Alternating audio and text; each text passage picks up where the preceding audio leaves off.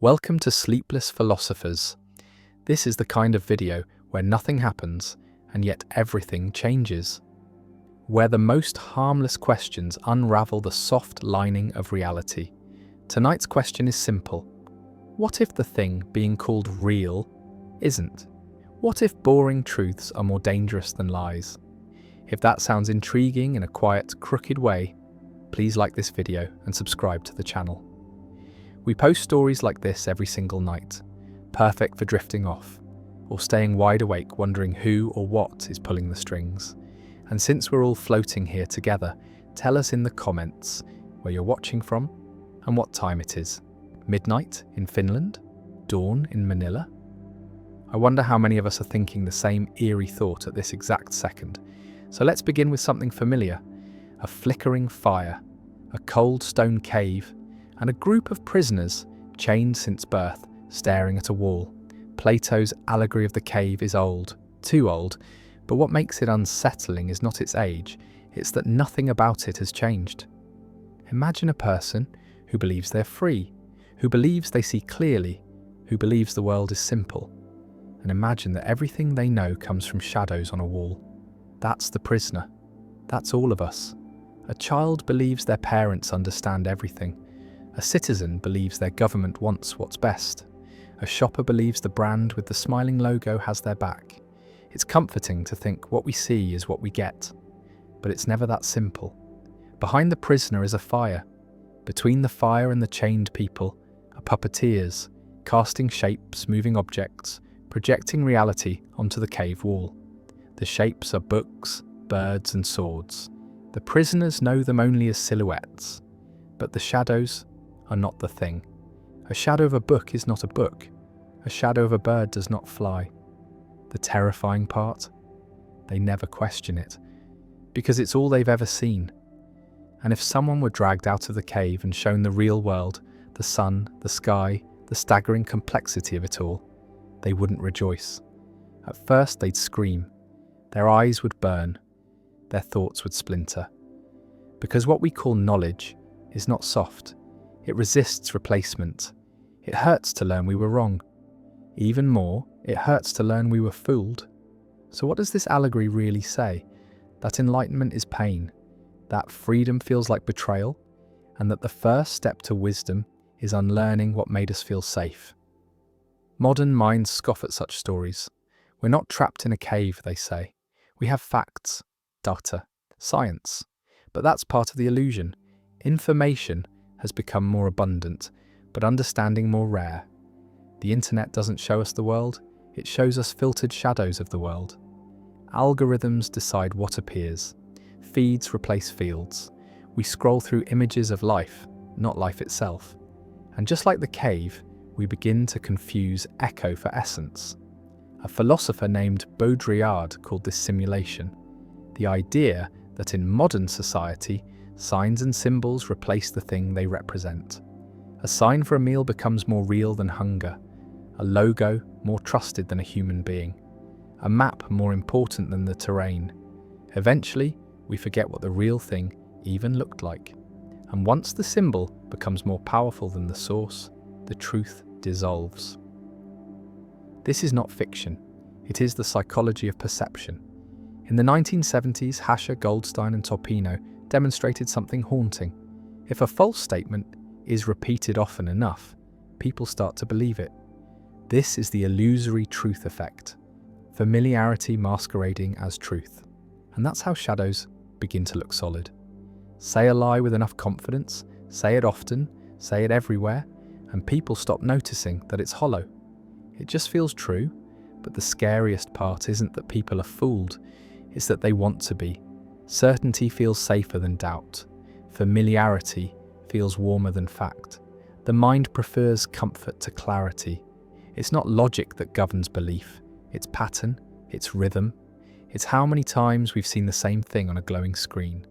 So if people are shown a shadow 1,000 times, and then shown the real object, they won't be amazed. They'll be confused. They'll say the real thing looks fake. That's how deep the cave goes. And the longer one stays in the cave, the harder it is to leave. Even worse, the less they want to, because the fire is warm. the shadows are clear, and the world outside is too complex, too contradictory, too brutal. Nietzsche once said, "Sometimes people don't want to hear the truth because they don't want their illusions destroyed." And Jung warned that people would rather remain in comfortable falsehood than face the void. This is not a matter of intelligence, it is a matter of will. The will to look into the bright, disorienting face of reality and keep going. But what happens when someone escapes the cave and returns? Plato said they would not be welcomed as a hero. They'd be ridiculed, rejected, feared, because nothing threatens an illusion more than the person who sees through it. And this is where things become quietly horrifying, because if reality itself is painful, if seeing clearly requires suffering, then we have to ask, who benefits from keeping us in the dark?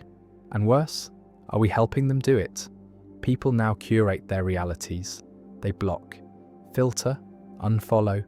They prefer soft lies to sharp truth. But this isn't weakness, it's instinct. Human beings are story-driven creatures. We don't seek what's true, we seek what fits, what flows, what explains our pain. And this makes us vulnerable to false narratives, to manipulation, to control.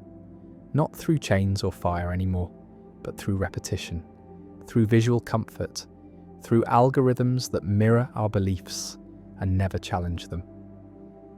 Plato's cave is not ancient, it is now. It is TikTok, it is Twitter, it is the branded self. It is every time we mistake attention for truth. It is every time we choose the beautiful lie over the ugly truth. It is every time we say, that can't be true, not because we've thought deeply, but because it doesn't feel right. And so we remain in chains and call it freedom. That is the horror. Not that people are lied to, but that they love the lie. That the cave has furniture. That it feels like home. But if even one person begins to doubt, begins to squint at the shadows and ask, what's behind the wall? Then something opens. Something shifts. The mind cracks. And through that crack, light pours. Not all at once, but enough. Enough to see that what felt boring, what felt irrelevant, what felt like harmless philosophy, might be the most radical thing left in the world. And so the cave begins to dissolve, but only for a moment. Because even when the illusion is shattered, something deeper remains. A hunger for structure. People do not simply want to escape falsehood. They want to land somewhere. To know what's next. To believe again. And this is where philosophy becomes dangerous. Not because it poisons the mind, but because it replaces one master with another. Nietzsche warned of this too in his Quiet War Against Systems. He saw how even those who broke free from religious dogma became enslaved by new idols. Morality, progress, science, reason. One illusion traded for another. He called this the transvaluation of values. And he wasn't celebrating it, he was warning us.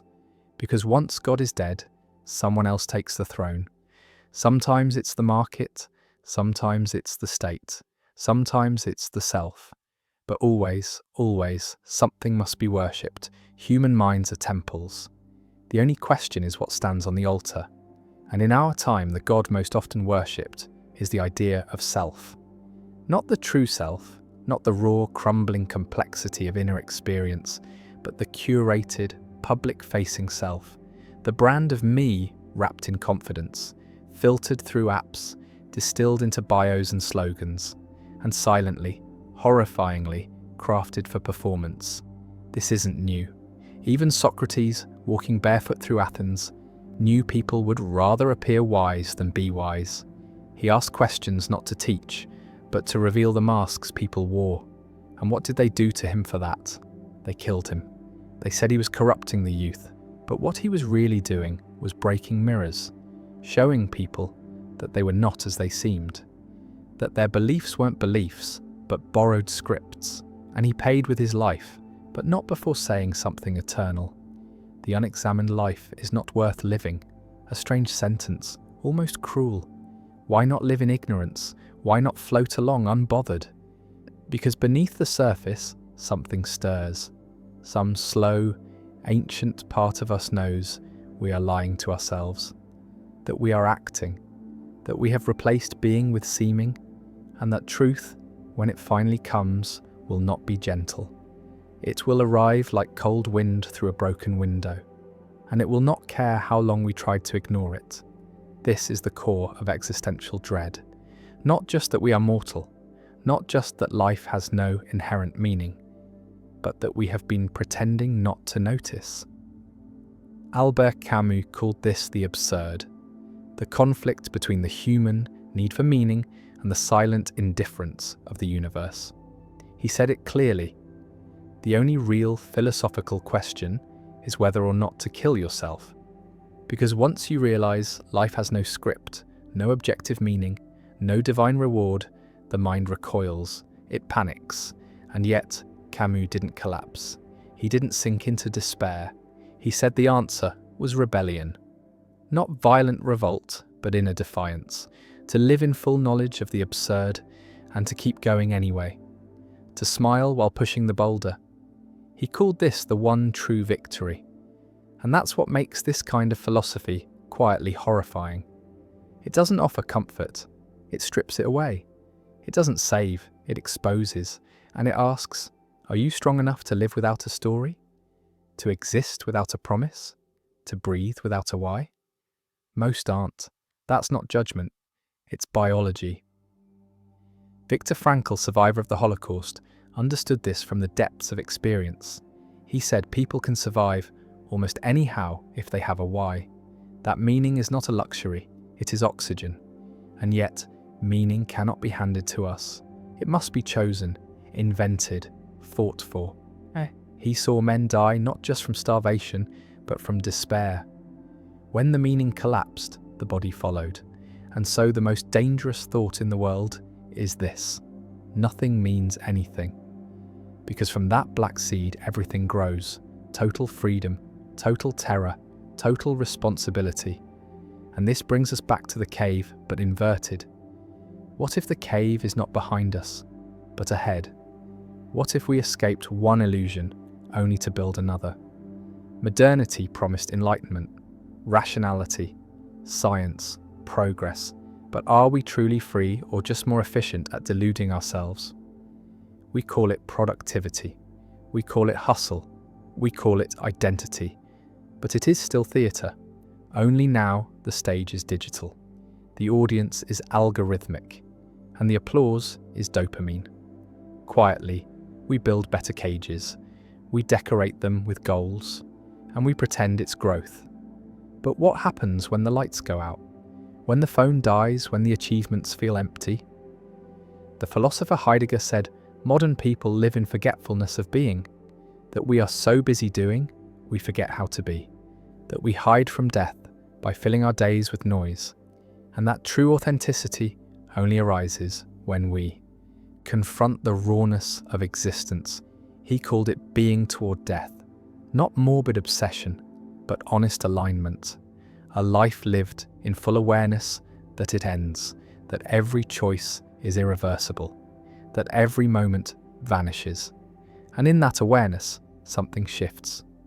We begin to live not for approval, not for appearances, but for something quieter, something real. But to reach that place, we must pass through horror. The horror that there are no rules. The horror that no one is coming to explain the script. The horror that meaning is not found, it is made. And that it might not last. That's what breaks the mind. Not madness, not trauma, but the realization that freedom is heavier than fate, that without a map, every direction feels wrong, and yet we must walk. And this is why boring philosophy breaks people, because it whispers truths we are not ready to hear. Not with shouting, but with silence, not with proof, but with reflection. A mirror is dangerous not because it lies, but because it shows what we've become. So ask, who built your thoughts? Who gave you your values? Who taught you what to want? And more urgently, what would remain if all that was stripped away? If you were left alone, naked in the dark, with no label, no tribe, no narrative, who would you be? Most don't want to know. They laugh at philosophy. They say it's useless, that it doesn't pay the bills, that it's boring. But deep down, they know. They feel it in sleepless moments, in strange dreams, in the hollow thud of a celebration that didn't satisfy. They know something is off. Something isn't real. And that's why they avoid the question. Because once you start asking it, you cannot stop. There is no return to comfort, only deeper questions. And maybe, just maybe, a flicker of something honest. The quiet unraveling continues, not with drama, not with destruction, but with a slow peeling away of assumptions, like old wallpaper in a forgotten room. Beneath the layers, something ancient waits, something that has always been there, but rarely named. This chapter is about identity, about who or what we really are, and what happens when the lines begin to blur. At first, identity feels obvious. A name, a face, a birthday, a nationality, a story told by repetition. I am this, I am not that. But like the ship of Theseus, another boring-sounding thought experiment that turns out to be a bomb, we are forced to ask, if every part of something changes, is it still the same thing? Theseus had a ship, a glorious wooden vessel. Over time, the planks began to rot. They were replaced one by one, until eventually none of the original materials remained. And yet, it was still called the ship of Theseus. But then suppose someone saved all the old planks and reassembled them elsewhere. Now there are two ships, one with continuity, one with authenticity. Which is the real one? The answer, like everything else tonight, is not simple. Because the moment we apply this question to ourselves, things get slippery. The human body replaces its cells over and over. The memories fade, the roles shift, the hairstyle changes, the beliefs evolve. So what remains? What is the self made of? And how much of it can be swapped out before it becomes someone else entirely? Consider this. A person who changes slowly over time is called mature, but someone who changes rapidly is called unstable. The difference is not always in the facts, but in how they're framed. People crave consistency. We want others to be predictable, and we want ourselves to be coherent. But psychology tells a different story. The self is not a fixed thing, it is a process, a performance, a story told in fragments, revised daily. There is no core that stays untouched, only an illusion of continuity. And yet this illusion is vital. Without it, we would break. This is what Daniel Dennett called the center of narrative gravity. The idea that the self is not a substance, but a convenient fiction. A character invented by the brain to hold all our experiences together. It feels solid, but it's not. It's more like a playlist, or a collage, or a map that changes every time you look at it. Carl Jung understood this deeply. He said the self is not singular, but made of many parts. The shadow, the persona, the anima, the animus, the child, the sage, all swirling inside us like archetypal ghosts, vying for control. And the tragedy is, most people live their whole lives mistaking the mask for the face. The persona, the part we present to the world, is just one mask, worn for survival, for social acceptance, but behind it, something darker breathes, the shadow. The parts of ourselves we reject, our anger, our desire, our fear, the parts we disown but cannot destroy. Jung said the only path to wholeness is to integrate the shadow, to make peace with the monster in the basement. But that process is terrifying, because it means admitting that the self is not pure, that beneath the curated surface lies contradiction, that we are not good or bad, we are both, and neither. This realization splits people. Some deny it. They double down on performance. They perfect their masks. They say, "This is who I am," even as they feel the cracks widen. Others lean in. They explore the fragmentation. They let the self become porous, elastic. They embrace transformation, but the cost is high, because society punishes inconsistency. The world demands a stable identity. The marketplace wants you to define your brand. The political system wants you to pick a side. The algorithm wants to know who you are so it can feed you more of the same. Fluidity is punished. Ambiguity is suspicious. And so, many pretend.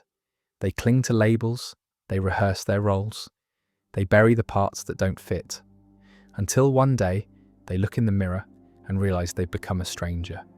And here, the horror sets in quietly. Because we think we are the authors of our identity, but often we are the echo, shaped by context, conditioned by repetition, nudged by invisible forces. The psychologist Erik Erikson spoke of identity crises not as moments of confusion, but as rites of passage, necessary stages where the old self collapses and a new one is forged. But not everyone makes it through. Some cling to false selves, others dissolve, and some become so hollowed out by identity construction that they forget how to simply be. It's ironic. We live in a time obsessed with authenticity. Be yourself, we're told, but also be consistent, be palatable, be profitable. Which self are we supposed to be? The one we were last year, last week, this morning? There is no answer, only more mirrors. And some of them lie, especially the digital ones. Online, we become caricatures, reduced to avatars, profiles, likes and shares. A person becomes a presence, a pattern, a feed. And the question becomes not who am I, but who is watching, and what do they want me to be?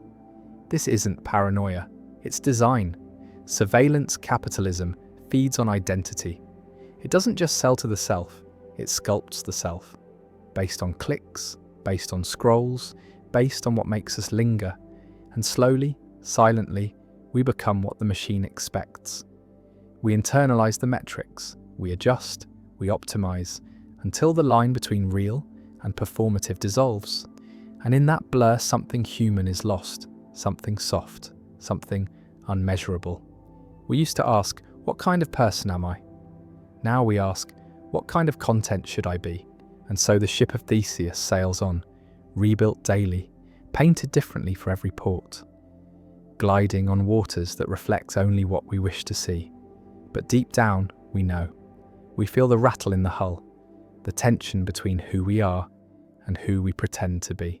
And the question whispers again, through the fog, if every part of me has changed, who is it that remembers? There is a sound the mind makes when it reaches its limit. It's not a scream, not a cry, not a click.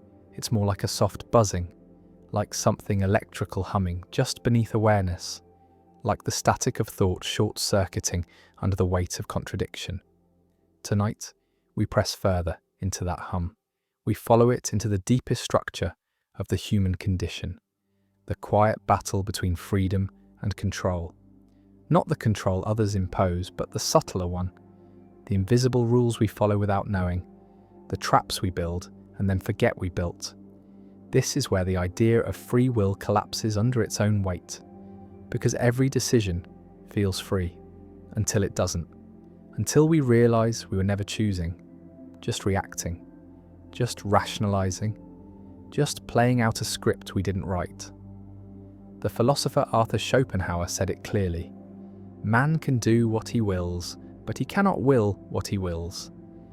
In other words, the decision may feel free, but the desire behind it was planted long ago, by biology, by trauma, by advertising, by stories we absorbed before we knew how to defend ourselves. This is determinism, the belief that everything that happens, including every thought, every emotion, every movement of the hand, is the inevitable result of prior causes. If a person picks the red shirt instead of the blue, it feels like a choice. But what led to that choice? Color preference, past experience, subconscious association? A movie watched years ago where the villain wore blue? It never ends. Every reason has a reason behind it. And at the end of that chain, there's no true origin, just an endless regression of causes, stretching back before birth. Neuroscience supports this too. In study after study, researchers have found that the brain begins preparing to act before we're consciously aware of making a decision. that the choice is already in motion before the eye catches up and takes credit. It's like watching a movie and believing you're directing it. The illusion is perfect because it's necessary. If we truly saw how much of life runs on autopilot, we might stop functioning altogether. So the mind edits. It adds a sense of authorship. It says, I chose this, I meant this, I am in control. But deep down, we know something's off. We feel it in moments of regret. When we say, I don't know why I did that. When we repeat patterns we swore we'd break. When we watch ourselves make the same mistake again and again, as if possessed by a ghost we can't name. And that's when the horror creeps in. Because if free will is an illusion, then so is responsibility. So is guilt. So is pride. How can anyone be blamed for doing what they were always going to do? And yet we must live as if choice is real, because society depends on it. Morality depends on it. The entire structure of law, punishment, reward, identity, it all collapses if we admit that no one is truly choosing. So we play a double game. We speak of freedom, even as we explain behavior with psychology and environment. We punish, even as we understand. We praise, even as we know how much was inherited. And in this contradiction, something shatters. Because now we see the bars, but we cannot leave the cage. This is what Dostoevsky explored in Notes from Underground. A man who knows too much, who sees through every motive, every layer, every excuse. And yet he is paralyzed, because knowing the machine doesn't stop it. He becomes a creature of spite, of rebellion for its own sake, a man who will act irrationally just to prove he's free. But is that freedom, or just another script flipped upside down? This is the paradox. The more we understand ourselves, the less control we seem to have. The more we analyze, the more we dissolve. Freud called it the unconscious. Jung called it the shadow. Modern science calls it neural networks. But the truth is older than all of them. We are not who we think we are. And yet, we must act. We must choose. We must continue. This is where the idea of compatibilism enters. The philosophical attempt to reconcile determinism and free will. It says, yes, everything is caused, but some causes run through us, through our reasoning, our reflection, our capacity to step back and consider. And that capacity, though shaped by the past, is still ours. It's not perfect, but it's something. It's enough to build a self on, but it's fragile. Because the moment we stop reflecting, the moment we forget to pause and examine, we slip back into reaction, into programming, into the soft machinery of habit. And in modern life, everything is designed to keep us there, to keep us from stopping, from noticing, from asking, why do I want what I want? Who benefits from this desire? Whose story am I living? The philosopher Michel Foucault saw this clearly. He said, power doesn't just operate through force. It works through norms, through systems of knowledge, through language. We are not just controlled by others, we are shaped by discourses. We internalize the gaze, we become our own warden, and so the cage becomes invisible, and even worse, comfortable. But if we can see it, if we can name it, then something shifts. The bars become outlines. The script becomes a choice, not a perfect choice, not a godlike freedom, but a moment of resistance, a breath of awareness, enough to alter the next step, enough to break the loop. Viktor Frankl called this the last of human freedoms, the ability to choose one's attitude in any given set of circumstances. Even in a concentration camp, he found a space between stimulus and response, a sliver of freedom, and in that space, he said, lies our growth, our dignity, our soul. So maybe that's where the truth lies. Not in total freedom, not in total control, but in the tiny, flickering space between the two. The space where we decide what kind of story to tell, what kind of person to become. And even if the stage is set, even if the script is written in part, maybe we can improvise a line. Maybe we can surprise the audience. Maybe, just maybe, we can surprise ourselves. There's a peculiar silence that lives beneath routine, a kind of stillness, too quiet to hear until the noise dies down. It drips between tasks. It hovers during commutes. It waits at the bottom of achievement. It is the voice that asks, "Is this it?" And once heard, it cannot be unheard. This is the sound of existential angst, the soft, aching realization that all our motion may be circular, that all our striving may be directionless, that we are free but untethered, and the more we accomplish, the more exposed we become to the void behind it all. Kierkegaard called this the dizziness of freedom, the terrifying awareness that nothing is fixed, nothing is guaranteed, and every step forward is a step off the edge. He wrote not as a preacher, but as a sufferer. He felt the weight of meaninglessness pressing on the soul, and he knew that no external system could save it.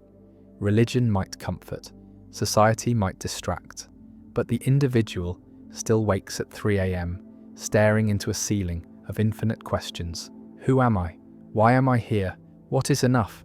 And beneath it all, what if nothing matters? This isn't nihilism, not yet.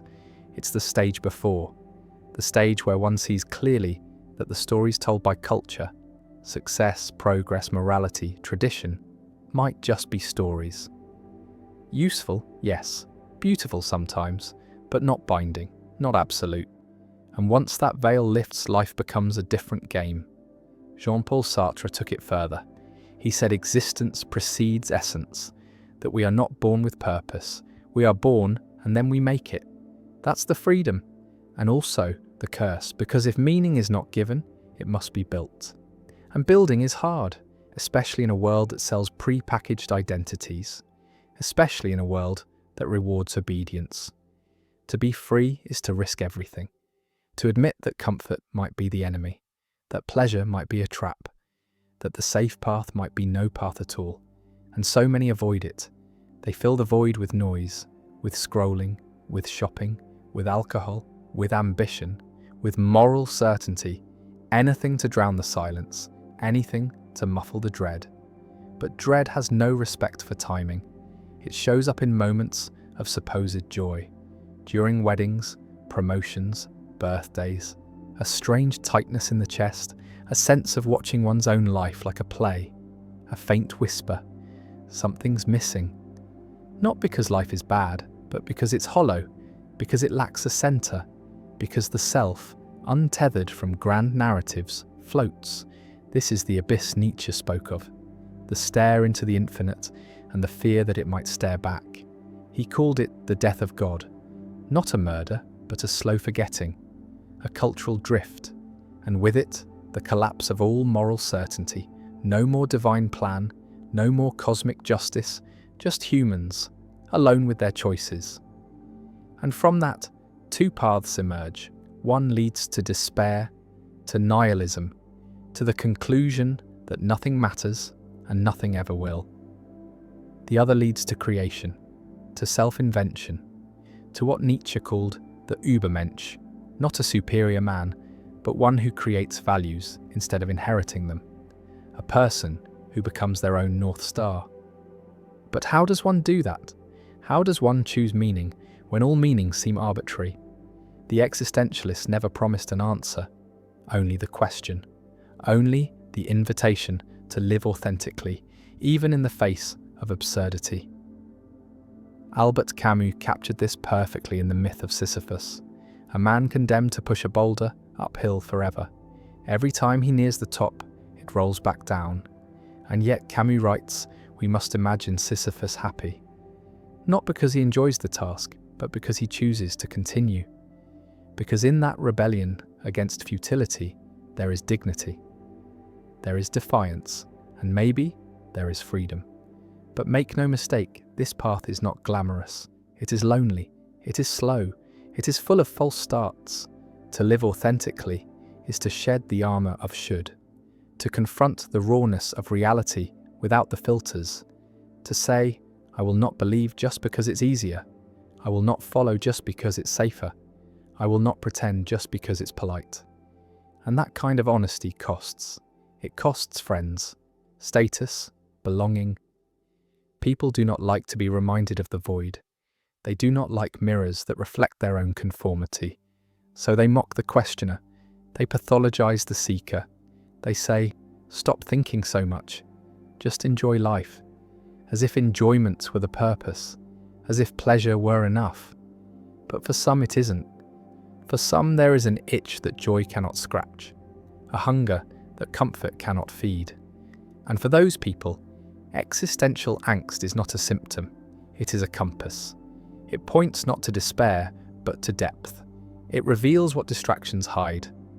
And it demands a deeper form of living. One built not on certainty, but on courage. Not on answers, but on honesty.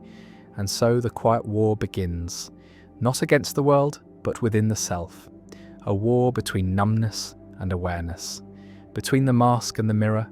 Between the tranquilized comfort of the herd and the raw, aching solitude of the individual. And every day, in 1,000 small ways we choose. To sleepwalk or to awaken. To follow or to forge. To numb or to feel. There is no final victory, no resting place, only the next decision, only the next moment of presence. And in that presence, maybe meaning can be made, not found but made, like a fire lit in the dark, flickering, fragile, but real. And maybe that's enough. There is something quietly terrifying about memory, not the memories themselves, not the images or feelings they hold, but the way they shape us without permission. The way they rewrite the present, the way they lie, because memory is not a recording, it's a reconstruction. Every time we recall a moment, we rebuild it from fragments, from suggestion, from context, and from bias. Elizabeth Loftus, a cognitive psychologist, demonstrated this with brutal clarity. In her experiments, she planted false memories in participants, memories of events that never happened. Moments that felt just as real, just as vivid, as actual lived experience. People remembered being lost in a mall as a child, remembered being rescued, remembered the face of the person who found them. None of it was real, but the mind accepted it. The body reacted, emotion followed, and this is where things become deeply unsettling. If we can remember something that didn't happen, and if that memory shapes how we feel, what we believe, what we fear, then what part of us is real? What if identity itself is built on misremembering? What if the story we tell ourselves about who we are is a patchwork of half-truths, distortions, and comforting edits? This is not rare, it is universal. The brain does not store perfect records. It stores impressions, symbols, highlights, and it fills in the blanks, like a lazy artist tracing an old photo, guessing at the parts that faded. We remember emotion, not detail. We remember impact, not sequence, and every retelling reshapes the memory itself. This is why eyewitness testimony is so unreliable. This is why nostalgia is dangerous. Because memory is not loyal to truth, it is loyal to coherence. It serves the story, not the fact. And this has consequences. Because if memory shapes identity, and memory is unreliable, then the self becomes a kind of fiction, a fluid narrative, constantly edited by a biased author. And the scariest part is that we believe it. We don't just believe it, we are it. What else is there? Strip away memory, and what remains? A body, a breath, an animal without a past? This is the haunting insight behind Buddhist philosophy, that the self is not a thing, but a process, that clinging to memory is clinging to illusion, that suffering comes not from pain itself, but from attachment to the story of pain. And this echoes through neuroscience, through psychology, through trauma research. The body remembers things the mind forgets. The mind forgets things the body repeats, and neither is fully in control. Consider trauma. A person may forget what happened, may bury it so deeply it vanishes from conscious recall. And yet the symptoms persist: flashbacks, panic, sleeplessness, hypervigilance. The memory lives in the nervous system, not as a scene, but as a trigger, as a pattern, as a silent alarm that won't stop ringing. And when the memory does return, it doesn't always arrive like a photograph. Sometimes it arrives like a scream, like a mood with no source, like a dream that spills into waking life. And then the question becomes, Is remembering healing, or is it another wound? This is the paradox.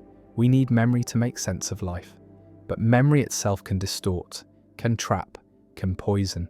A person clings to an old betrayal, an old humiliation, replays it endlessly, builds a personality around it, becomes the one who was wronged, and in doing so, they stop becoming anything else. They fossilize around a wound, around a single moment, maybe misremembered, maybe real, maybe both, and the memory becomes a prison.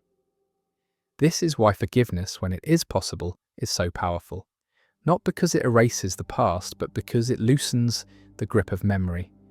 It says, this happened, and I will no longer carry it as identity. I will let it fade. I will let the neurons rewire. But again, easier said than done, because the past seduces. It explains our pain. It justifies our behavior. It gives shape to our confusion. And so we replay it. Not because we want to suffer, but because suffering is familiar. It makes sense, even if it hurts. And then there is collective memory. The stories nations tell, the myths of origin, the edits of history, what we choose to remember and what we erase. Every monument is a memory, fossilized in stone. Every war has two narratives. Every revolution forgets its own hypocrisy. And in this selective memory, power is maintained. People are kept loyal, enemies are manufactured, victories are polished, atrocities are blurred, and we call it heritage. We call it culture. But often it's just propaganda written in past tense. Nietzsche saw this clearly. He wrote of active forgetting, not as weakness but as strength, the ability to let go of what no longer serves growth. He believed that some memories must be destroyed to make room for new values. That dwelling in the past can rot the soul, but forgetting, truly forgetting, is hard. Especially now. We are surrounded by reminders, photos, posts, memories resurfaced by machines. On this day, 5 years ago, the past follows us, not like a shadow, but like a mirror held up by algorithms, and we are expected to maintain it, to curate the self across time, to never contradict, to be consistent. But a healthy mind contradicts itself. It grows, it sheds old skins, and sometimes it forgets. And that's okay, because maybe the deepest wisdom isn't in remembering everything, but in knowing what to release. Not to repress, not to deny, but to recognize when a memory has done its work, when it no longer needs to define us, when we can thank it and let it fade.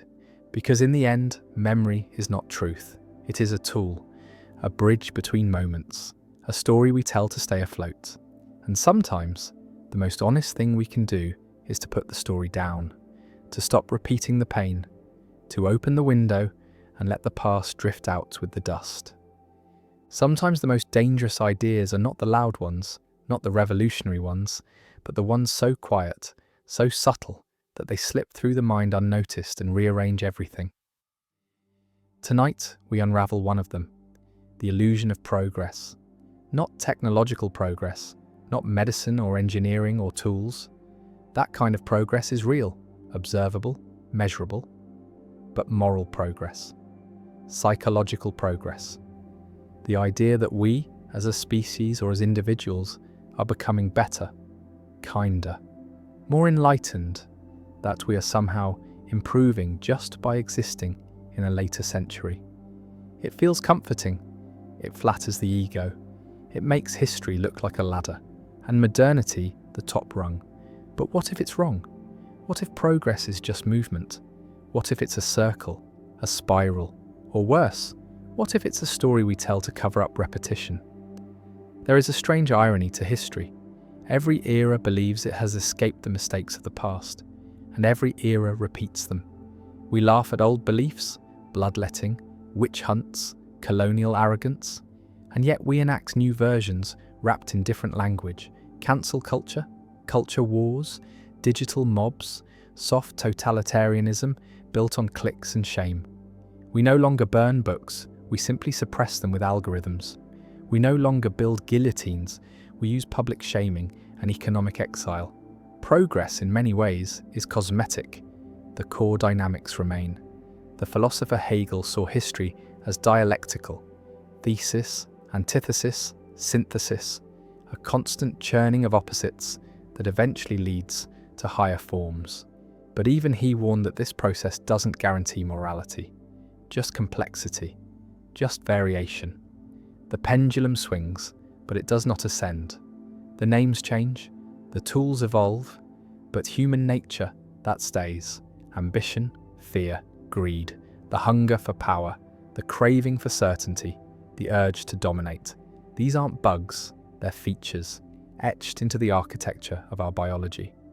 Our ancestors survived not by being virtuous, but by being clever, suspicious, brutal when needed. Empathy evolved not as a moral good, but as a strategic advantage within tribes.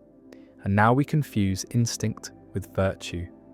We look at ourselves through a modern lens and see refinement, but the shadows are still there, just better dressed. Consider war. We tell ourselves we've become more peaceful, that we've learned, that we've evolved past barbarism. But war hasn't ended. It's shifted. It's digitized, sanitized, outsourced. We don't see the blood, we see a screen. We don't hear the screams, we hear policy. And even when we do feel horror, it is quickly drowned by attention fatigue. One tragedy eclipsed by the next, until all outrage becomes ambient. We are not becoming kinder. We are becoming better at pretending. And this extends to the personal level. Self-help, optimization, growth.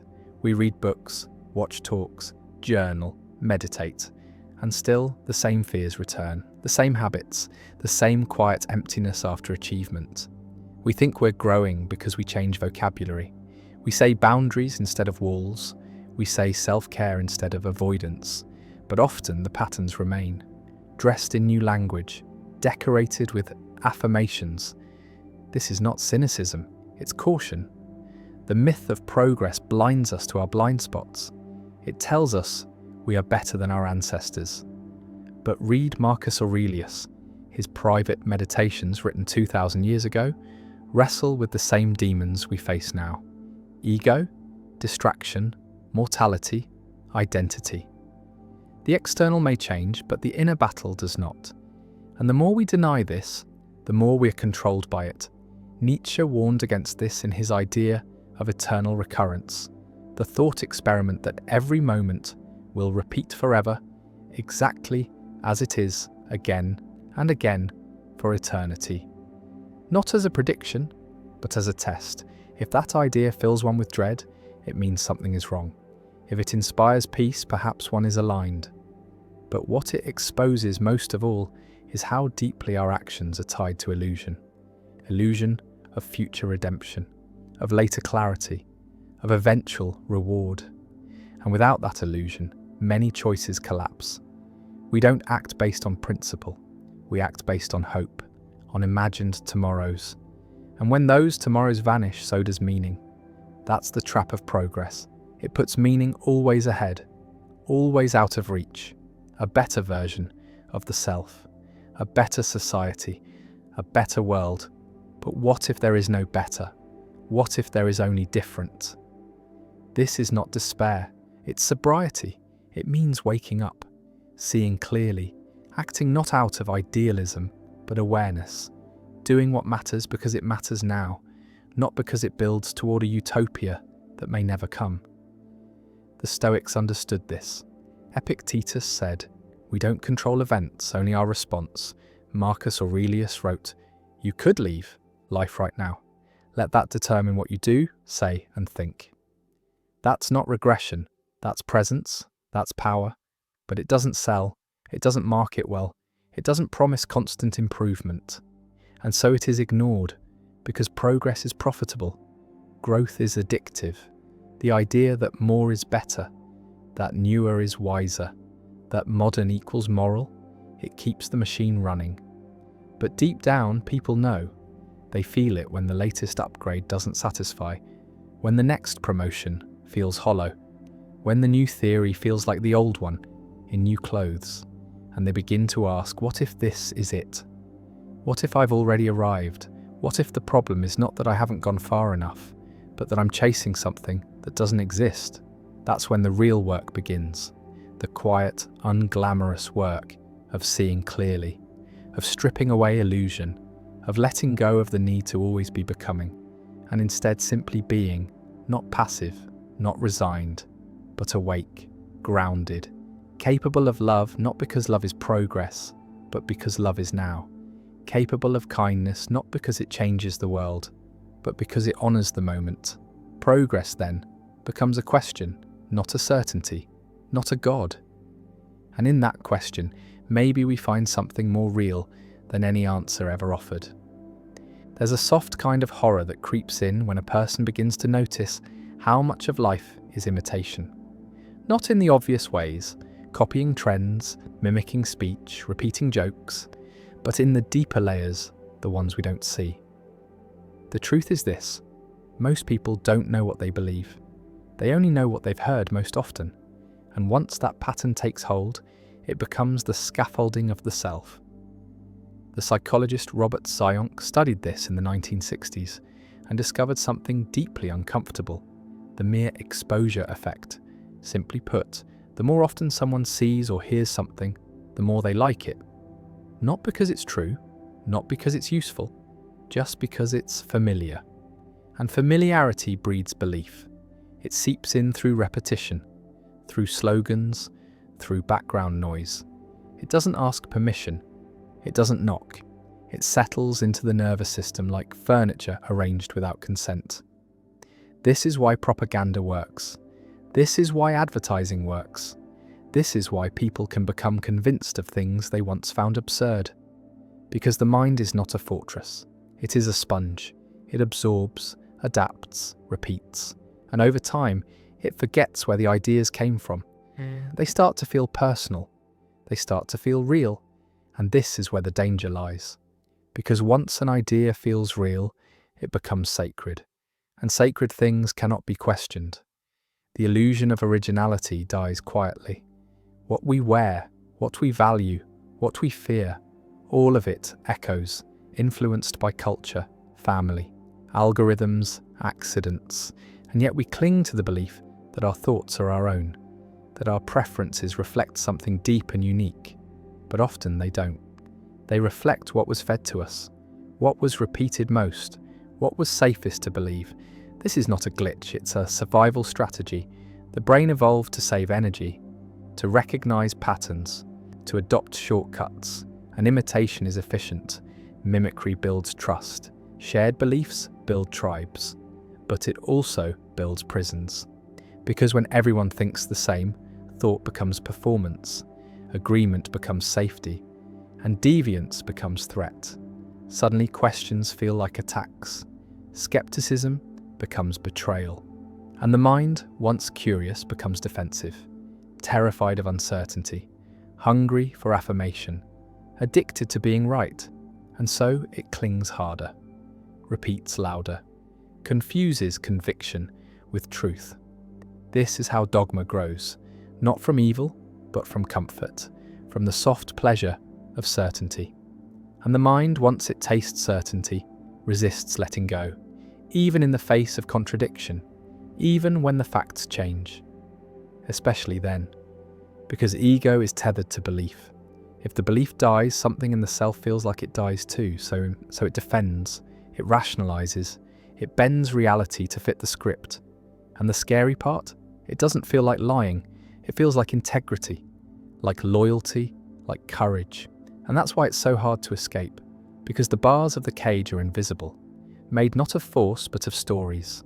Stories told often enough to become air, and to breathe them in is to stop noticing they're there. But sometimes the illusion breaks, not with a bang, not with revelation, but with a question. A quiet, persistent question that won't go away. Why do I believe this? Who benefits from this belief? When did I first hear it? And what if it's not true? These questions are dangerous. They unravel things. They make the familiar strange. They turn solid ground into mist, and they require courage. Because to question deeply is to risk isolation. Belief is social glue. Shared worldviews make people feel close. They create safety, identity, belonging, and to break from that is to risk exile, not always physically, but emotionally. To lose the nods of agreement, the smiles, the warmth of being part of the tribe, and most people aren't ready to lose that. So they trade truth for comfort, not consciously, not maliciously, just automatically, quietly, like blinking. But some, for reasons they can't explain, cannot accept comfort at the cost of clarity. They become questioners, wanderers, philosophers, not because they want to be, but because they have to be, because the questions won't stop, because the repetition no longer works. And for them, life becomes a quieter kind of rebellion, a refusal to repeat without reflection, a refusal to believe just because it's easy, a willingness to stand alone in a room full of agreement. And in that loneliness, something strange happens. The mind begins to clear, the fog lifts, the echoes fade, and what remains is not a new belief, but an open space, a space where real thought can grow, slow, unsure, incomplete, but alive. And that aliveness is everything. It's not certainty, it's not righteousness, it's not being correct, it's being awake, being honest, being free. But freedom is not comfortable. It's cold, it's disorienting, it's full of doubt, and yet it's real. And realness once tasted ruins you for imitation. It makes noise unbearable. It makes slogans sound hollow. It makes blind agreement feel like suffocation. And so the questioner walks a different path. Not better, not higher, just lonelier, and maybe truer. And in the silence of that path, the mind begins to remember itself, not as a vessel for belief, but as a tool for seeing, a place where thoughts come and go, none permanent, none sacred, all open to revision, all subject to change. And in that there is peace, not the peace of ignorance, but the peace of humility, the peace of knowing how little we know, and how rare it is to think a thought that is truly ours. There's a strange, unsettling moment that happens when a person realizes they're being watched, but not by another person, not by an eye behind a curtain or a figure in the shadows, but by the systems they live inside. It's a soft surveillance, not sharp like a blade, but constant like breath, invisible, ambient, built into the architecture of modern life. The cameras in public spaces, the logs of every click, every scroll, every like, the predictive models guessing who will commit a crime, who will get a loan, who will succeed, who will fail. It's not paranoia, it's design. It's not a glitch, it's the point. Michel Foucault warned of this decades ago in his idea of the panopticon, a prison design where a single guard can watch all inmates without them knowing whether they're being observed. The result isn't overt control, it's self-policing.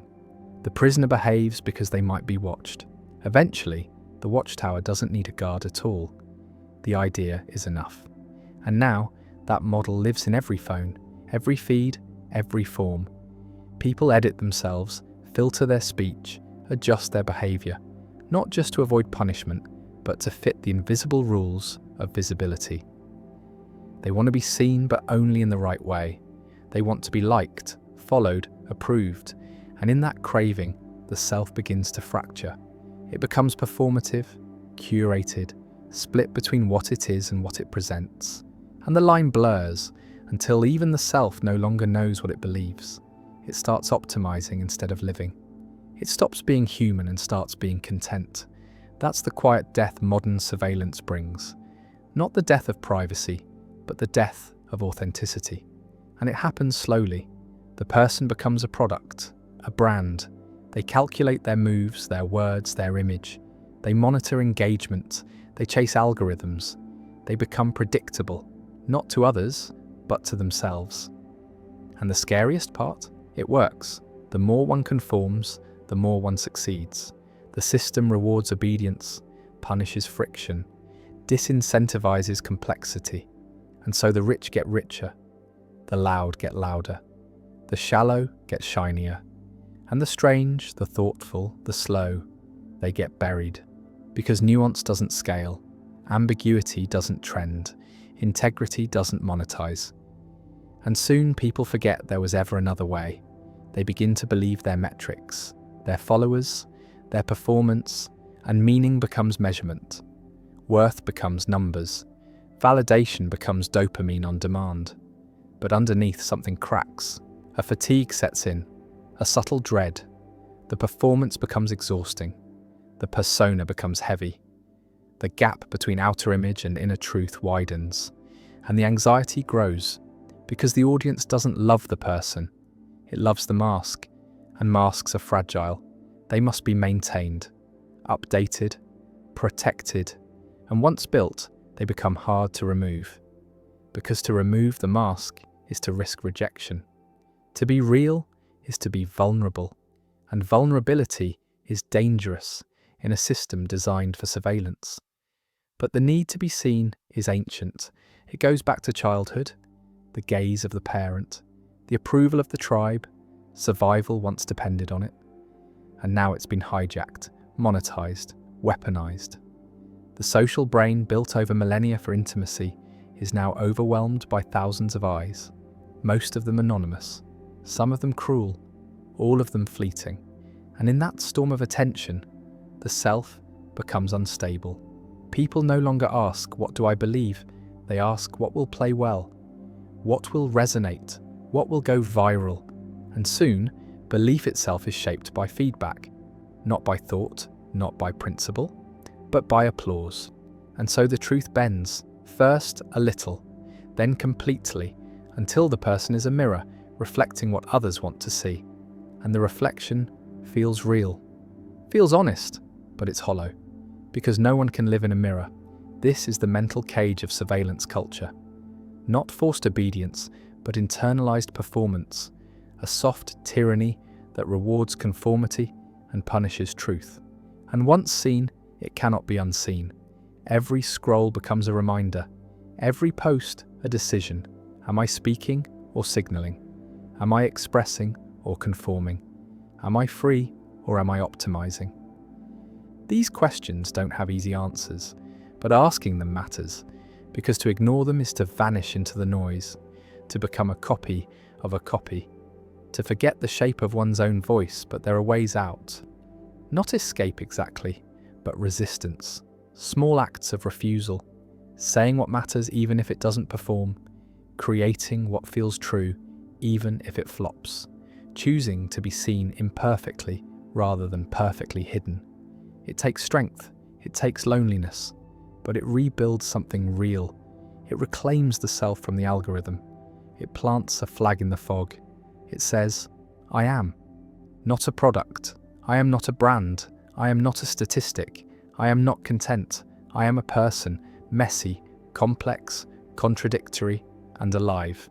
And in that aliveness, something beautiful returns, a sense of space, a breath not shaped by metrics, a thought not shaped by trends, a life not lived under the gaze.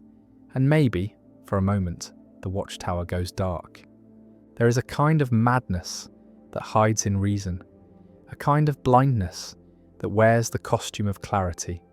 It's the illusion that logic is enough, that if something is rational, it must be good, that if something makes sense, it must be true. But reason is not neutral. It follows the premises it's given. It serves the goals it's assigned. And if the premises are warped or the goals are cruel, reason will become a weapon. Cold, precise, unstoppable. This is what the philosopher Max Horkheimer called instrumental reason, the reduction of thought to calculation, to efficiency, to control. Not truth, not meaning, just utility, just what works. And when a society worships this form of reason, something dark begins to grow. Human beings become inputs, life becomes data, ethics becomes math, and anything that cannot be measured is ignored. Feelings, mystery, article, spirit, these become luxuries, or worse, obstacles. And soon people forget how to feel what they cannot explain. They forget how to value what they cannot quantify. And the world becomes flatter, quieter, more organized, and more inhuman. This is not a dystopian fantasy. It has already happened. Bureaucracies make moral decisions using formulas. Healthcare systems decide who gets to live based on cost-benefit analysis. Social media algorithms decide what thoughts are amplified. None of these things are irrational. They are terrifying precisely because they are rational. They follow logic, they follow rules, but the rules are empty. The goals are hollow, and the outcomes are monstrous. History is filled with horrors that were logical. Genocide, slavery, eugenics, all justified by internal coherence, all presented as solutions, all executed with chilling rationality. The Nazis were not chaotic. They were meticulous. They documented everything, measured everything, turned mass murder into an administrative task. Because once reason is severed from conscience, from empathy, from humanity, it does not stop itself. It accelerates. And in the modern world, this is everywhere. In the way corporations maximize profit, in the way education prioritizes testing over learning, in the way people optimize their bodies, their minds, their schedules, everything becomes a project. Everything becomes a problem to be solved, even emotions, even grief, even love. And in this endless optimization, something is lost, something essential, something sacred. The poet Rainer Maria Rilke once wrote, "You must give birth to your images. They are the future waiting to be born."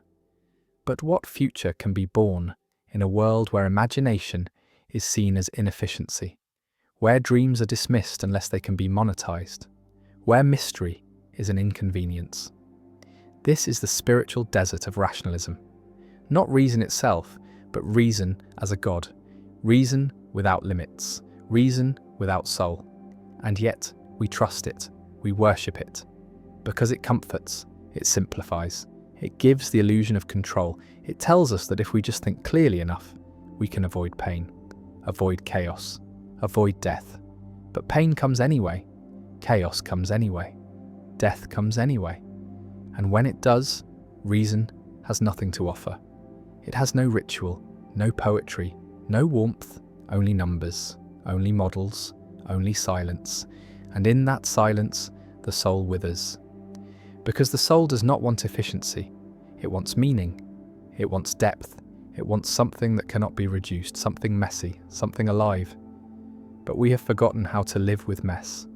We have been trained to seek clarity, to reject contradiction, to distrust feeling. And so, we flatten ourselves. We become palatable, predictable, reasonable. And in doing so, we betray the parts of us that do not fit, the wild parts, the irrational parts, the broken, brilliant, beautiful parts. And yet those are the parts that make us human. Not the spreadsheet, not the plan, but the ache, the art, the madness. And until we reclaim those parts, we remain trapped. Not in chaos, but in sterile order. In a life that functions, but does not feel. And feeling is dangerous. It disrupts. It resists logic. It demands to be heard. But it also connects. It heals. It creates. And without it, all the reason in the world is just noise. Just machinery. Just an engine with no direction. This is why ancient wisdom still matters. The Stoics taught reason, but always tethered to virtue. The Taoists taught balance, not control. The mystics taught paradox, not certainty. Because they understood something we have forgotten, that truth is not always logical, that some things are too deep for words, too sacred for math, and that to be fully alive, we must learn to live with both reason and mystery. Both clarity and confusion, both order and wildness. This is not easy, it's not comfortable. It means letting go of the fantasy of control. It means making space for doubt, for wonder, for silence. But in that space, something real can emerge, something that cannot be programmed, something that cannot be replicated, something uniquely human. And maybe that's enough. Not to solve life, but to feel it, fully, fiercely, without apology. It begins with a small lie, a tiny distortion, barely noticeable, maybe a compliment not truly felt, maybe a slight exaggeration on a resume, a fake smile, a nod of agreement when inside there's dissent. And slowly, that lie becomes a habit, not because the person is malicious, but because the truth feels risky, too raw, too slow, too uncertain. And the world doesn't reward slowness or uncertainty. It rewards clarity, confidence, polish. So the lie grows, it multiplies, and soon the person becomes a persona, a version of themselves designed for others, a character they perform daily, smooth, adaptable, likable, and every time they wear the mask, it fits a little better. It begins to feel natural, comfortable, safe. But underneath, something frays, a small voice, a subtle ache, a sense of distance from others, from the world, from the self. Because authenticity is not just about expression, it's about alignment. When thought and word and action match, the psyche feels whole, but when they don't, it begins to splinter. Quietly, slowly, a fracture here, a silence there. Until one day, the person looks in the mirror and sees a stranger, a face they know but don't recognize, a voice they hear but don't believe. This is the quiet tragedy of inauthenticity.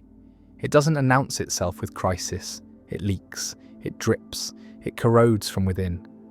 And often it's mistaken for success, the polished surface, the curated feed, the rising status. But inside there's a hollowness, a numbness, a low hum of disconnection, and no achievement can silence it. No applause can soothe it, because the self knows, even when the mind denies it, the body remembers. The nervous system tenses, the stomach tightens, the dreams become restless, and slowly the weight of the performance becomes unbearable. But the fear of dropping it is worse, because who am I without this mask? Who will stay if I stop pretending? What will remain if I speak the truth? These questions are terrifying because they demand loss. They threaten relationships. They threaten identity. And yet, they are the doorway to something real. Carl Jung called it individuation, the process of becoming who one truly is, not who one was taught to be. It is not comfortable. It is not quick. It requires confrontation, grief, honesty. It means admitting the roles we've played, the lies we've told, the truths we've abandoned.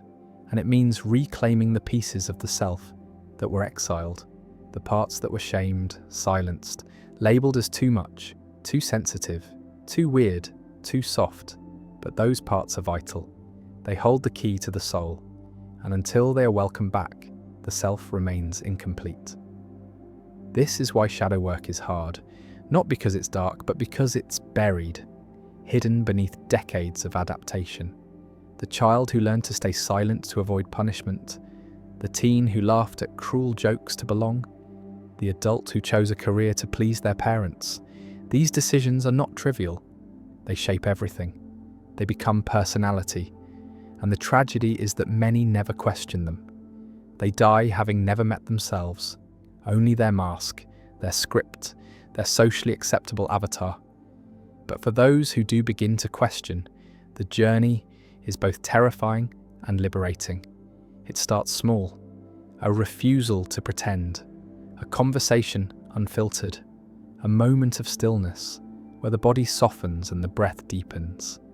And in that space something stirs, something ancient, something true.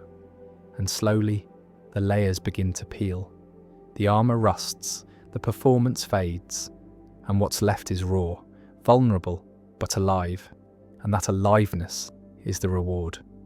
Not perfection, not happiness, but presence, wholeness, a sense of coming home. And in that home, there is room for contradiction, for complexity, for silence.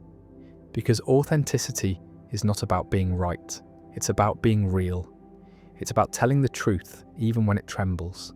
It's about choosing integrity over approval. And it's about learning to live with the discomfort of not fitting in. Because fitting in is not the same as belonging. Fitting in requires shrinking. Belonging requires truth. And truth is often messy, inconvenient, unmarketable. But it is the only thing that heals, the only thing that connects, the only thing that lasts. And when two people meet in truth, without masks, without performance, something sacred happens. A kind of intimacy that cannot be faked, a resonance, a recognition. I see you, not your persona, not your status, not your filtered self. I see you. And in being seen, something relaxes, something settles, because that is all the soul ever wanted. Not to be impressive, not to be admired, but to be known fully, honestly. And once that is tasted, there is no going back. The lie becomes unbearable, the performance unlivable, and the path forward becomes clear, not easy, but clear. Be who you are, even if it costs you everything, because anything built on a lie will eventually collapse. But what is built on truth, though fragile, though slow, will endure. And in that endurance, a quiet kind of peace can be found. Not the peace of perfection, but the peace of alignment, of no longer hiding, of finally gently coming home. There's a quiet humiliation that lives at the core of human consciousness. And it's this: the mind is deeply limited, but it never wants to admit it. It wants to believe it sees clearly, that its memories are accurate, that its judgments are fair. But none of that is true. Memory is flawed. Reason is biased. Perception is filtered through emotion, attention, context. The brain doesn't record reality. It reconstructs it, piece by piece, often wrong, always incomplete. And yet we base everything on this fragile scaffolding. We fight wars over it, end relationships over it, build systems around it, trust it more than we trust anything else. But the truth is, the mind lies, constantly. Not out of malice, but out of necessity. It lies to protect, to simplify, to save energy, to maintain a coherent narrative. And most of the time, we don't notice. We call it intuition. We call it logic. But really, it's a patchwork of shortcuts and guesses. The psychologist Daniel Kahneman spent decades studying this. He called it System 1, thinking, fast, automatic, emotional, and deeply prone to error. It jumps to conclusions. It sees patterns that aren't there. It misremembers. It overconfidently believes. And the more certain it feels, the more likely it is to be wrong. But certainty feels good. Certainty comforts. And so we cling to it. Even when it betrays us, even when it turns us against each other, even when it leads us into delusion. Because the alternative, admitting we might be wrong, is terrifying. It destabilizes identity. It threatens belonging. It invites doubt. And doubt, while intellectually honest, is socially dangerous. In a group, certainty signals strength. Confidence earns trust. Ambiguity looks weak. Indecision looks foolish. So we fake clarity. We pretend. We speak louder when we're unsure. We double down when challenged. And slowly, we lose the ability to question ourselves. This is how collective delusions form. Not through grand conspiracies, but through small reinforcements, echo chambers, mutual reinforcement, silence in the face of doubt. And the lie grows, becomes cultural, becomes normalized, becomes invisible. And even when it harms, we struggle to see it. Because the harm is familiar, predictable, easier to explain than the unknown. And so the mind resists correction. It resists new information. It bends facts to fit feelings. It remembers selectively. It explains away contradictions. And it does all of this while maintaining the illusion of truth. The philosopher Karl Popper warned of this. He said any belief that cannot be falsified, that cannot be tested or disproven, is not scientific, not rational, not useful. But most people don't want their beliefs tested. They want them affirmed. And they seek out environments that provide that affirmation. Social media, news bubbles, communities of sameness. Because being right feels safer than being curious. But curiosity is the only thing that keeps a mind alive. and without it, the mind becomes rigid, dogmatic, fragile, and in that fragility, violence can grow. Because when a person feels their beliefs are the same as their identity, any challenge feels like an attack. And when disagreement feels like danger, the conversation dies.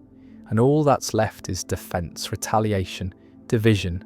And slowly, society loses its ability to think, to reason, to disagree peacefully. And that loss is invisible until it's too late. Until the polarization is too deep. Until the trust is too broken. Until truth itself becomes a matter of opinion. And when that happens, manipulation becomes easy. Not through lies, but through suggestion, framing, repetition. Control the context, and you control the conclusion. Show a picture in black and white, and it feels historic. Show it in color, and it feels immediate. Use certain words and emotions change. Say freedom fighter instead of terrorist. Say reform instead of cutbacks. Say security instead of surveillance. Language shapes thought, and thought shapes perception, and perception becomes belief, and belief becomes behavior, and behavior shapes the world. So whoever controls perception controls reality, and that control rarely looks like force. It looks like consensus, like culture, like common sense, and when everyone agrees, the individual stops questioning. Because if I'm the only one who sees the problem, maybe I'm the problem. And so doubt dies, not by argument, but by isolation, and the lie continues. Because the lie is louder, and the truth is quiet, slow, inconvenient. And in a fast world, inconvenience is intolerable. But the wise have always known this. Socrates was killed for questioning. Bruno was burned for imagining. Galileo was silenced for observing. And yet, each of them was right. Not because they were smarter, but because they refused to stop asking, refused to stop doubting, refused to worship certainty. And in doing so, they preserved the most fragile, most powerful human freedom, the freedom to think, to question, to change. And that freedom is under threat not from censorship, but from comfort, from the ease of agreement, from the dopamine of validation, from the addictive simplicity of being right. And so the only defense is humility, intellectual humility, the ability to say, I don't know, I was wrong. I need to rethink, not once, but always, over and over. Because the mind is not a fortress, it is a field, open, vulnerable, constantly shifting, and only by accepting that can it grow. Can it see clearly? Can it move beyond itself? And in that movement, there is hope, not the hope of perfect knowledge, but the hope of honest exploration, of learning without ego, of seeing without fear, and that maybe is enough. Sometimes it's not a belief that destroys a person, it's the structure around it, the invisible web of what must also be true if that belief is held. The mental architecture, the scaffolding. Most people never notice this structure because it builds itself slowly, in the background, like dust settling on furniture. At first it seems harmless, but over time it shapes everything. Every belief a person holds comes with hidden implications. Believe the world is fair, and every failure becomes personal. Believe people are selfish, and every kindness looks like manipulation. Believe success is moral, and the poor become disposable. These are not just thoughts, they are frames. They colour perception, they guide attention, they build the house a person lives in, and some houses are prisons. The Stoics knew this. Epictetus taught that suffering is not caused by events, but by the interpretation of those events. Not what happens, but how we frame what happens. This sounds simple, but it is deeply radical. It means that two people can experience the same event and live entirely different realities. One finds strength, the other breaks, not because of the event, but because of the frame. And frames are sticky. Once formed, they resist change. They filter what is allowed in. They protect themselves. They defend their own logic. And this is where distortion grows. Because once the frame is wrong, Everything inside it becomes twisted. A child who grows up feeling unloved may form a belief: I am unworthy. And from that single belief, a whole world unfolds. Compliments become suspicious. Success feels temporary. Love feels undeserved. And slowly, the child becomes the belief, even if it's false, especially if it's false, because false beliefs require more maintenance, more energy, more self-policing, and over time that energy becomes exhaustion. But the belief survives, because to question it feels like death. If I am not unworthy, then why did they treat me that way? If I am not broken, then why did I suffer? And so the belief protects the pain. It gives it meaning. It makes it bearable. And that's why people cling to beliefs that hurt them. Because the pain without the belief would be too chaotic, too random, too cruel, so they choose the cruelty they can explain. Over the randomness they can't, but frames can be broken, slowly, gently, not with argument, but with awareness, with silence, with questions. What else could be true? What if I was wrong? What if I've been seeing it through the wrong lens? These questions are dangerous, not because they destroy, but because they destabilize. They dissolve the frame. And when the frame dissolves, everything must be reevaluated. Every memory, every decision, every identity. And that is terrifying, but also liberating. Because for the first time, the person sees the frame, not just the world inside it. They see the house they've been living in, and they realize they can leave. This is not easy. The doors are heavy, the hinges rusted, the walls lined with the voices of parents, teachers, systems. But it is possible, one frame at a time, one belief at a time, one act of honesty at a time. And slowly, the house becomes a shelter again. Not a cage. It breathes, it opens, it changes shape. Because the person inside is changing. Viktor Frankl, a survivor of Auschwitz, wrote that everything can be taken from a person except one thing, the last of human freedoms, to choose one's attitude in any given set of circumstances. This is not a naive optimism. It is a weapon, a shield, a choice. It means that even in horror, there is power. Not to escape, but to frame, to decide what it means. And that meaning can save a life, but it can also trap a life. Because not all meaning is healing. Some is inherited, some is imposed, and some is poisoned. The belief that pain is deserved, the belief that worth must be earned, the belief that rest must be justified. These are not truths, they are constructions, and they can be deconstructed. Not overnight, not with one insight, but over time, with attention, with gentleness, with courage. And as the frames dissolve, something else emerges, a kind of clarity, a rawness, a silence, and in that silence, a question. Who am I without these beliefs, without the armor, without the story, without the noise? The answer is not immediate, it is not clear, but it is alive, and it is waiting. Most people never notice the moment their life becomes a performance. It happens quietly, without permission. A subtle shift, a small choice made too many times. The decision to smile when sad, to nod when confused, to stay silent when angry. It seems harmless, polite, social, but every time it's done, a message is sent inward. What I really feel doesn't matter. And over time, the performance becomes the identity. The real self recedes, it hides, it forgets how to speak, and in its place a persona grows, efficient, palatable, predictable, a version of the self designed for others. Not to deceive, but to survive, to belong. Because belonging, for a social creature, is survival, and rejection feels like death. This need is primal, ancient, wired deep into the nervous system. Evolution did not reward the outcast. It rewarded the agreeable, the adaptable, the one who could mirror the tribe. And so we learn early how to perform, how to detect social cues, how to adjust our tone, our posture, our vocabulary. We learn which feelings are safe, which desires are allowed, which truths must be hidden.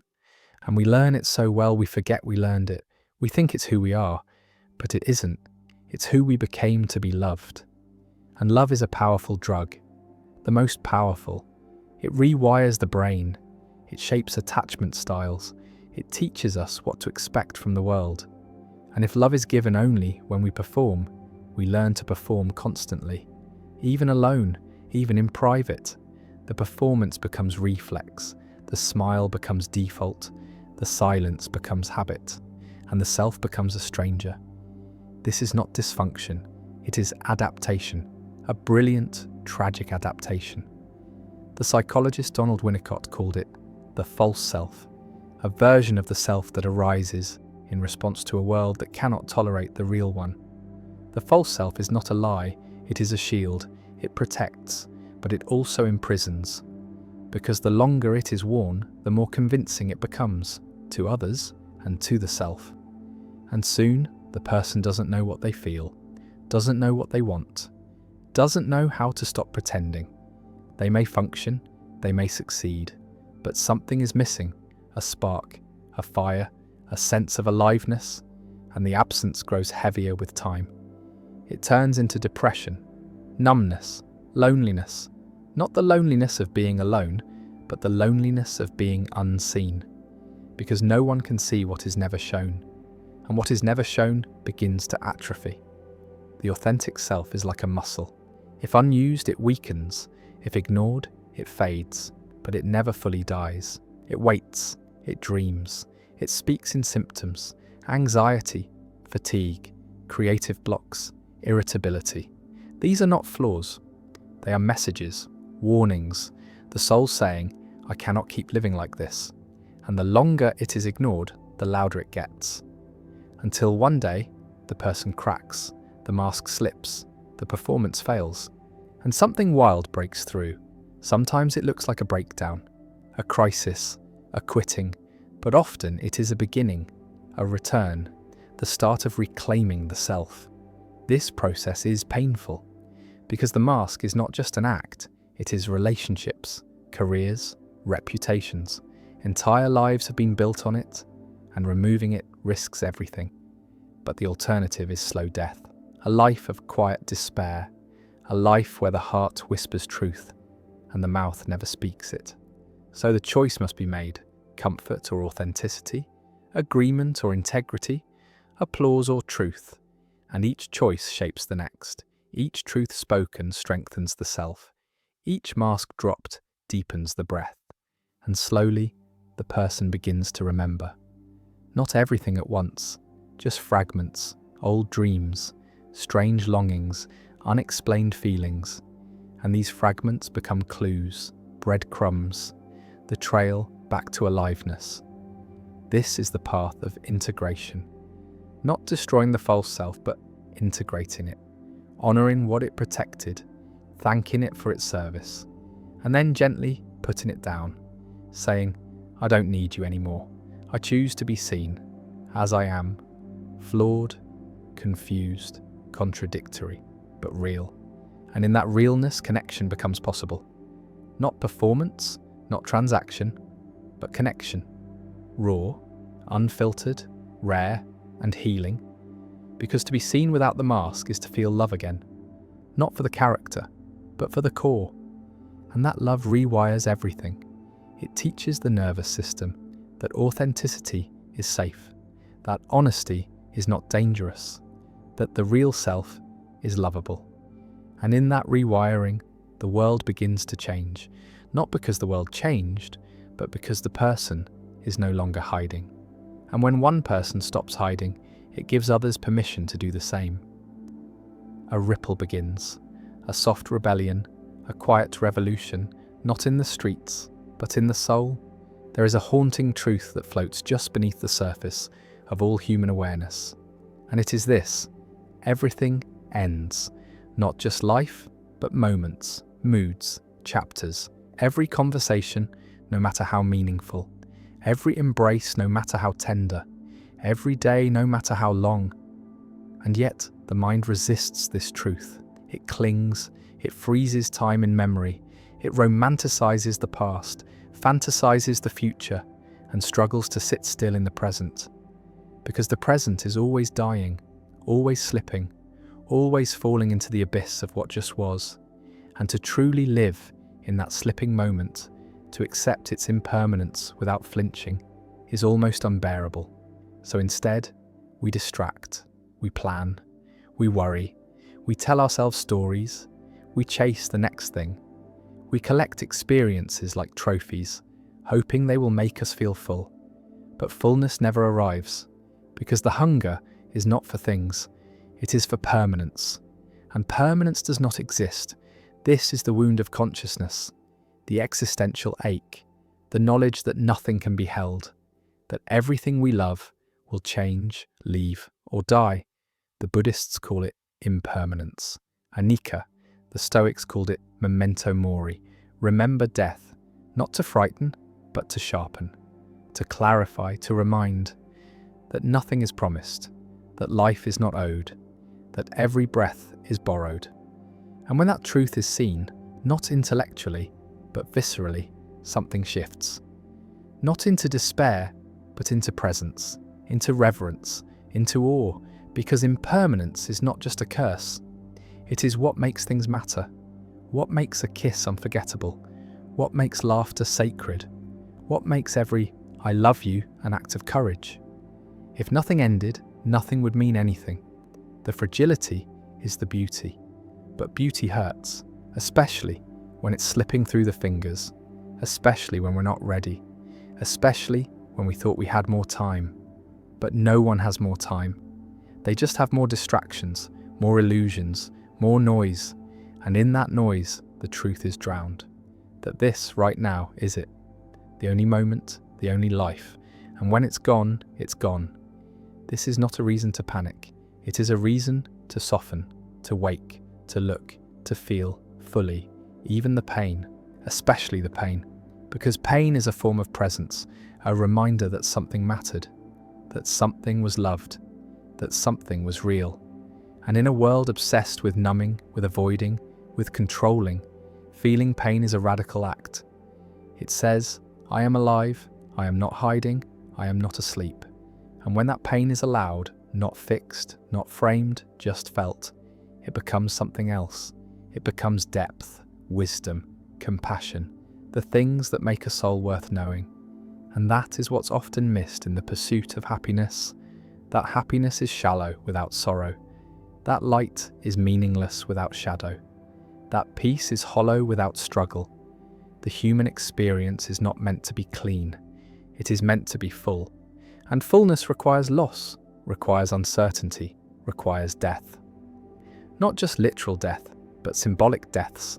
The death of identities, of dreams, of expectations, of stories we told ourselves about who we'd be, what life would look like, what love would feel like. Letting those die is excruciating. But it is the only path to something real. Because until those stories die, we cannot see what is. We cannot meet the moment. We cannot receive what life is actually offering, because we are too busy mourning what it didn't. And life offers strange things, unplanned things, unfair things, but also tender things, miraculous things, hidden things, things that are only visible when we stop demanding and start witnessing. And witnessing takes courage. To watch something bloom knowing it will wilt. To love someone knowing they will change. To wake up each day knowing it will end. But that is what it means to be human. To love in the face of loss. To speak in the face of silence. To build in the face of entropy. It is not foolish, it is holy. It is how we honour the breath we've been given. By using it fully, not perfectly, but completely. With all the risk, with all the beauty, with all the heartbreak. And when we do that, something strange happens. Death loses its power. Not because it disappears, but because it becomes part of the dance. Not the end, just a turn, just a breath between songs. And maybe, if we live well, we leave something behind. Not achievements, not wealth, but presence, a warmth in the room long after we've gone. A sentence that echoes, a silence that comforts, a glance that lingers in memory. These are the real legacies, the invisible fingerprints, and they are made not by big acts but by small ones, daily ones, honest ones.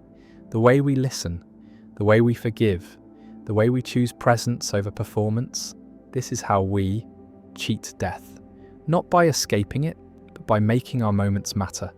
And to make them matter, we must see them. We must slow down. We must feel the weight of now, even when it hurts, especially when it hurts. Because in that hurt is proof that we were here, that we lived, that we cared. And in the end, maybe that's enough.